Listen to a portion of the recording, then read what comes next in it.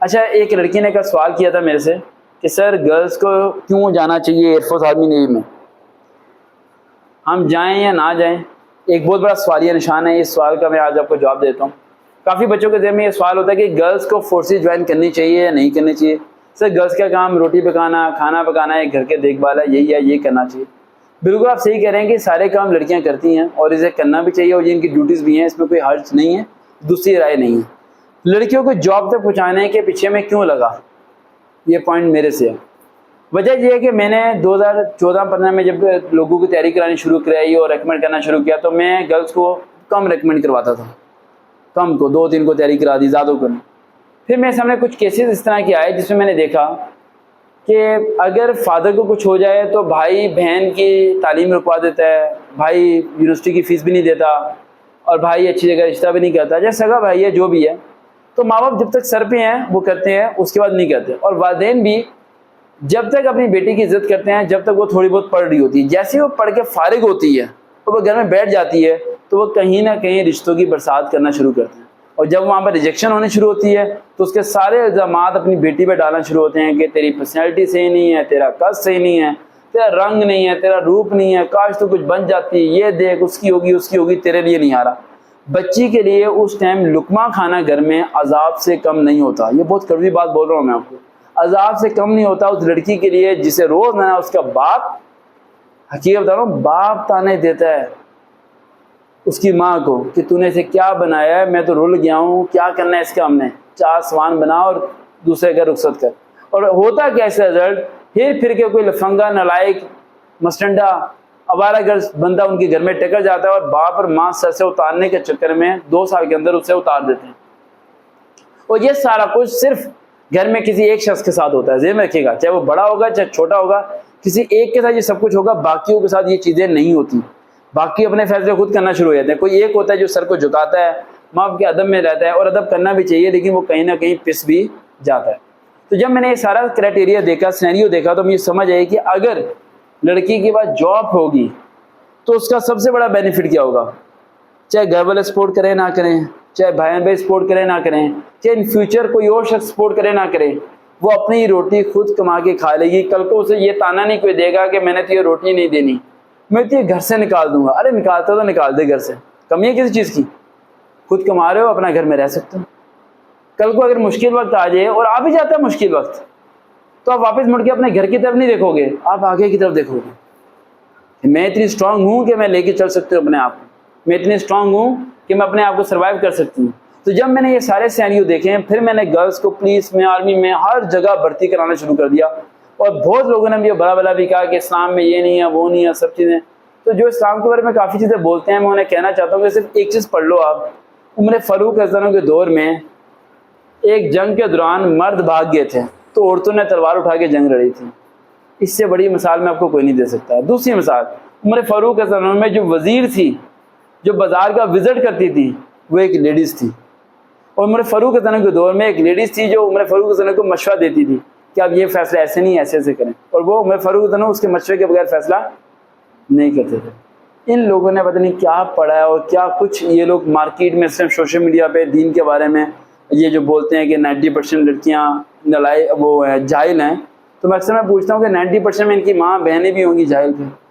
इन्हें पता ही है कि लेडीज़ की रिस्पेक्ट क्या होती है, इन्हें ये नहीं पता कि ये लोग जो कुर्बानी देते हैं वो तो मर्द देते ही नहीं।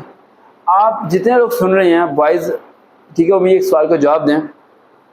जो आपकी वालदा घर में खाना बनाती है, कपड़े धोती है, या आपकी बहन सारे काम करती है, आप 50,000 तनख्वाह पे भी किसी को रखें ना, ये समझ आ रही है, तो क्या कोई ये सारे काम करेगा? नहीं करेगा ना। आपके जाने से पहले आपके कपड़े सी होते हैं, कपड़े धुले होते हैं, बहन करती है, माँ करती है, या कोई भी करती है, बेटी करती है, लड़की है ना, औरत ही होती है ना, वो किसी भी रूप में हो सकती है। और इस मर्द को ये लगता है कि वो जो पूरे दिन गर्मी में काम करके आ रहा है वो ज़्यादा करके आ रहा है। मेरा ये नज़रिया है, शायद आपको इख्तिलाफ हो, मर्द 1% काम करता है, 99% औरत काम करती है, बस उसका ज़ाहिर नहीं हो पाता, उसका ज़ाहिर नहीं होता। इसीलिए मैं जॉब तक पहुँचाता हूँ। और ज़हन में रखिएगा, मैंने पहले अपनी सिस्टर्स को जॉब तक पहुँचाया है, उसके बाद दूसरी बच्चों को पहुँचाया। शुरुआत मैंने पहले अपने घर से की है और मुझे इस पर बड़ा फ़ख्र होता है कि मेरी फैमिली में जितने हैं वो सारे जॉब होल्डर हैं। मुझे इस बात का डर ही नहीं होता कि भाई को आज कुछ हो जाए तो बहन भाई की तरफ देखेगी, बहन किसी की तरफ नहीं देखेगी। बहन को इतने पैसे हैं कि वीआईपी होटल में बैठ के खाना खा सकती है। तो ये चाहता हूँ कि आज के की लड़कियों के बारे में कि आप लोग जॉब तक पहुँचें लाजमी है, लेकिन जॉब तक पहुँचने के लिए सिर्फ एक तरीका अप्लाई करें, वो है एज फैक्टर। आपने 23-22 साल की उम्र से पहले सेटल होना है, ये यहाँ पल्ले बांध लें आप। जो लड़कियां 4 ईयर डिग्री कर रही हैं दुनिया की सबसे बड़ी गलती कर रही हैं। 4 ईयर डिग्री हो जाएगी फिर अप्लाई करेंगे, क्यों भाई? 4 ईयर डिग्री होने से पहले तुम्हारे गवर्नर ने तुम्हारा कुछ और कर देना, हाँ वो एक इरादा बैठे होते हैं। तो उससे पहले अप्लाई करो हर जगह। और जॉब अप्लाई करने के लिए अपने घर वालों को देखो, माहौल को देखो। अगर आपके घर का माहौल बहुत ज़्यादा मॉडर्न है, ठीक है, और आपकी फैमिली हर चीज़ आपको अलाउ करती है, तो आप एयर होस्टेस भी जा सकती हो। लेकिन अगर आपकी फैमिली कहती है आप बाय वगैरह पहनो और दोपहर को घर आ जाओ, तो आप उनके खिलाफ मत जाओ, आप टीचिंग कर लो, सुबह जाओ दोपहर को घर आ जाओ। अगर आपकी फैमिली कहती है कि आप यूनिफॉर्म पहन सकते हो, तो आप फोर्स में चले जाओ। आपने अपनी फैमिली को नाराज नहीं करना, फैमिली के रूल्स एंड रेगुलेशन में रहते हुए अपने परों को निकालना है और उड़ना सीखना है। ऐसी हरकत नहीं करने के वालिदैन आपके दुश्मन हो जाएं।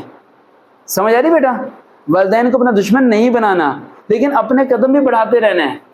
हम लोग क्या करते हैं, कदम नहीं बढ़ाते। एक लड़की से मेरी मुलाकात हुई, उसने स्टडी छोड़ दी। मैंने कहा क्यों? कहते फादर ने कहा यूनिवर्सिटी नहीं जाना। तो मैंने कहा मत जाओ। कहती सर मैंने यूनिवर्सिटी जाके पढ़ना है। मैंने कहा ऑनलाइन पढ़ लो, प्राइवेट एडमिशन भेज दो। इससे क्या होता है, फादर क्या हो जाते हैं, खुश हो जाते हैं। लेकिन स्टडी तो चलती रहती है ना भाई, तो रास्ते क्यों रोकते हो अपने? रास्ते नहीं रोकने। क्यों गुड़िया बताओ, लाइफ टफ है या नहीं है? कितनी टफ है? बहुत टफ है ना। कोई साथ देता है? कोई साथ नहीं देता। कभी कभार ऐसा वक्त भी आ जाएगा कि आपके भाई आपके वालिदैन की दवाई नहीं ला के देंगे। उस टाइम मेरे बच्चों, आप में से कोई मुझे फ़ोन करके बोले कि सर आज आपकी बेटी ने अपने वालिदैन को दवाई खरीद के ला के दी। क्यों भाइयों की तरफ देखते हो? वो उम्रा कराएं, हज कराएं, मुताज है उनके, हम लोग के मुताज है उनके नहीं ना। फिर मुझे एक सवाल का जवाब दो। सूरज उतनी रोशनी अमीर को भी देता है, उतनी गरीब को देता है, बराबर देता है। हमें पसीने आ रहे हैं, एसी नहीं लगा, कुछ नहीं होता, दिन गुजर जाएगा। जितना तुम्हारा कद है ना, उससे ज्यादा जगह पर तुम सो नहीं सकते। जितने तुम्हारे कपड़े हैं उससे ज्यादा कपड़े तुम पहन नहीं सकते। जितना जिसमें उतने कपड़े पहनोगे ना, जितना पेट है उससे ज्यादा तुम खाना नहीं खा सकते। डरते क्यों हो तुम? देखो डरो तो जब ना, डरो जब तुम्हारे पास कुछ है। जब तुम्हारे पास कुछ है ही नहीं तो डर किस बात का तुम्हें? ये दुनिया वाले खा जाएंगे तुम्हें, इंटरव्यू देने जाओगी, हाथ क्यों कांपेंगे तुम्हारे? क्यों कांप रहे हैं हाथ? ये दिमाग में पल्ले बांधो के इंटरव्यू के हाथ क्यों कांप रहे हैं तुम्हारे? कांपने चाहिए नहीं तुम्हारे हाथ, पॉसिबल नहीं। तुम्हारे पास है क्या खोने के लिए? 4000 लोग तुम्हारे पीछे बैठे हैं, तुम्हारे खानदान के सारे तुम्हें वैसे ही खत्म करने के लिए बैठे हुए, और तुम और डरते हो। खौफ पैदा हो जाता है तुम्हारे दिल के अंदर, पता नहीं क्या हो जाएगा, मेरे साथ क्या होगा, पता नहीं कल क्या हो जाएगा। कुछ भी नहीं होगा मेरे बच्चों, दिमाग में पल्ले बांधो, कुछ फर्क नहीं पड़ता इन चीजों से। किसी को नजर नहीं आता तुमने क्या खाना नाश्ता किया, क्या खाना खा के आए हो। अपने पर खुद एफर्ट करो, खुद स्ट्रगल करो अपने पर। उन लड़कियों की तरह मत हो जाना जिन्हें बाजार में मैंने पिटते हुए देखा है। उन लड़कियों की तरह मत हो जाना जो वालिदैन को फोन करके बोलते हैं कि काश तुम मेरी मदद कर दो। ऐसी मेरी जिंदगी नहीं चाहिए लड़कियों की। ये मुश्किल हालात आए, ये गलत रिश्ता हो जाए या कुछ भी हो जाए, वो पिटती रहे, मरती नहीं, और मसले बैठ के दुआएं मांगती हैं, अल्लाह कुछ कर दे हमारे लिए। अल्लाह तो तुम्हें देखेगा कि तुम क्या कर रहे हो अपने लिए। ये वाकया मैंने मंडी बाउद्दीन में देखा था, जब मैं फर्स्ट ईयर या सेकंड ईयर में था। एक शख्स अपनी बीवी को बालों से पकड़ के मार रहा था सड़क पे, और मैंने उतर के छुड़ाने की कोशिश की, तो मेरे कजन ने कहा नहीं यार इनके घर का मसला है। तो उस दिन मैं समझ गया था कि इस लड़की ने अपनी जिंदगी खुद तबाह की है। क्या तुम चाहते हो तुम्हें कोई मारे? तुम चाहते हो तुम्हें कोई मारे, पीटे, वही हालात करे जो तुम्हारे इर्द गिर्द हालात होते हैं, जो तुम अपने घरों में देखते हो। तुम वो चाहते हो जो तुम्हारी वालदा के साथ हुआ, वो चाहते हो तुम लोग। फिर भी हार मान लेते हो, नहीं होगा मेरे से, नहीं होगा मेरे से। मैंने 8 साल से संडे नहीं देखा लाइफ में, जिंदा हूं फिर भी, मरा थोड़ी मुझे। कुछ भी नहीं होता इन चीजों से। अपने पल्ले बांध लो, तुम्हें खुद करना है जो कुछ करना है। कोई बंदा तुम्हें नहीं उठाने के लिए आएगा। तुम गिरोगे तुम्हारे बच्चे चल के जाएंगे, लोग तुम्हें उठाएंगे नहीं। और मुझे बड़े ही बुरे लगते हैं वो बच्चे जो अपने पाँव पे नहीं खड़े होते ना, और बाद में किस्मत को ब्लेम करते हैं। किस्मत खराब थी हमारी, नसीब खराब था। उस शख्स का नसीब खराब जिससे मेरी मुलाकात नहीं हुई। अगर मेरी मुलाकात हो गई है तो तुम्हारा नसीब खराब हो ही नहीं सकता। रोजे क़यामत अगर तुमने ये कहा कि मेरा नसीब खराब था, मैं अल्लाह को कहूँगा अल्लाह मैंने से रास्ता बताया था। इसने नहीं अमल किया, इसकी मर्जी, इसने नहीं अमल किया। मेरी लाइफ आप लोगों के सामने एग्जाम्पल है, कोई फर्क नहीं पड़ता इन चीज़ों से, घर से, मकान से, गाड़ी से, बंगले से, कोई फर्क नहीं पड़ता। अगर एक बंदा लैंड क्रूजर में है और एक बच्चा बस में है, सड़क तो दोनों की सेम ही है ना, ये सड़क अलग है। अगर एक बंदा बहुत अमीर है तो क्या वो अपनी सांस रोक सकता है? नहीं, वो अमीर है ना, सांस रोक रहे। अगर कोई इतना अमीर है तो अपनी मौत को टाल के दिखा देना, टाल सकता है मौत को, तो फिर अमीर कौन है? अमीर वो है जिसके साथ अल्लाह है, जिसका अल्लाह नहीं है वो अमीर नहीं। तो जितनी गलत सुन रही है, मेरी बात थोड़ी कड़वी थी, मैंने आपको बताया कि आपको भी मार सकता है, पीट सकता है, लेकिन ये बात सच है बच्चों।